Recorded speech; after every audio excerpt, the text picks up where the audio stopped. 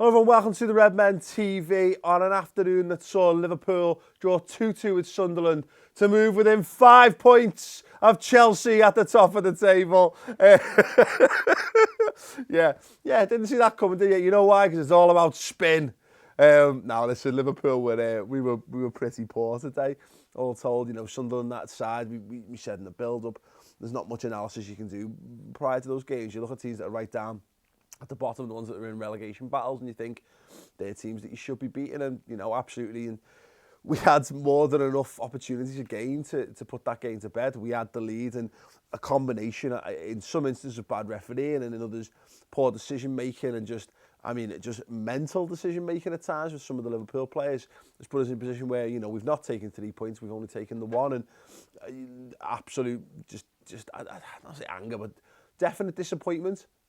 And I think the problem with this, and hopefully everyone will be okay after it, because, you know, ultimately when you look at the festive period, as it were, 4 games, and you look at what Everton, Stoke, Man City and Sunderland, if you told me 10 points from 12 from that, under any normal set of circumstances, I'd be over the moon with that. You know, undefeated in that period as well. The problem is because Chelsea keep ticking on and they keep winning football matches, everything short of perfection looks like absolute failure. And that's the position Liverpool, and in fact every other team who are not Chelsea, who are there or thereabouts around the top 4 in the Premier League, that's what we've got to contend with at the moment. We're contending with our own fear and a Chelsea side that looks absolutely unstoppable. I don't know, look, a lot of people throw in comments, and I'll be doing your Twitter comments on a separate video in a moment, but a lot of people throwing out like the expression, oh, title challenge over, yeah. It's not.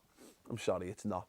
It's still very much bang on as far as I'm concerned. You know, if we didn't have Chelsea still to play, particularly this month as well, I would say, that might be difficult. But as we can say, just look at the complexion of the table already. After, well, it's only 40 something hours ago, after the Man City game, it looked like there was a gap forming between the top 2 and 3 and downwards, and then, you know, Arsenal pick up a win and and Man City pick up another win, and all of a sudden it looks a lot more compressed. It will do that. Football naturally does that, and there's a tendency for all of us to try and predict the future and to make grandiose statements, because it's nice to feel like you've got control of what it is by put it in a neat little box. Football's not like that, you know. The fact of the matter is, we did enough today to win that football match, and yeah, we looked a bit sluggish at times and things didn't quite go away, but, you know, I think first and foremost, massive credit to Simon Mignolet in goal. He was absolutely outstanding, and you could say that's a familiar old tale of shit goalkeepers coming good against us, and to be fair, I think that happens to all teams, if I'm perfectly honest. But, you know, on another day we do enough to win that. David Moyes' side, again, I've got to get credit, particularly in the first half. They put us under loads of pressure. They were getting in behind. Simon Mignolet made one particularly outstanding save. Great bit of goalkeeping when Jermaine Defoe tries to go round him. You know, so, you know, we should have dominated that game. We didn't, but even when you don't dominate games, you've got to take your chances. And, you know, on another day, a goalkeeper has a less good performance than that, and we probably do take our chances. In particular, the save where Lallana and Sturridge link up in the second half, and Sturridge tries to slot it right-footed. Mignolet keeps it out. That's a phenomenal save. Disappointing, I guess, performances in the midfield. Emre Can is not Jordan Henderson. Look, there's a lot of criticism I've seen for Emre Can. It wasn't a great game at all by him. I thought he had some really good moments, and he was strong when he needed to be. He looked okay. But this is the mad thing. This is why I see no point in getting totally wrapped up in launching into players and like saying, oh, he's shit, or he's not good enough, blah, blah, blah. He looks not good enough by comparison to Jordan Henderson, who, you know, let's be honest, a lot of us, the vast majority of Liverpool fans, didn't think Jordan Henderson was good enough to be a Liverpool player, let alone captain. And Jordan Henderson's performances have been so good in that position that everyone else is going to fall short of the bar that he's set. So Can play better. We know he can play better. We're less than a year on from saying Emre Can was one of the best centre defensive midfielders we've had at the club in years. He looked absolutely mercurial at times toward the back end of last season. So he's definitely got that within him. He's had a bad game. You know, it's as simple as that. Yeah, look, and I think losing Sturridge to the injury is a big blow. It's Daniel Sturridge. I just despair. That's the most upsetting thing. I despair of Daniel Sturridge, because he has the class to just make something happen in type of games, as we saw.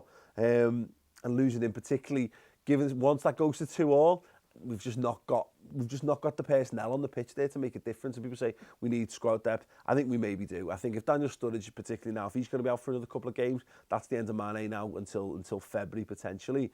I wouldn't be surprised if we went out and bought another attacking player. I think it's something that Liverpool definitely need, because Jari is not ready to step into that side. Danny Ings is done for the season.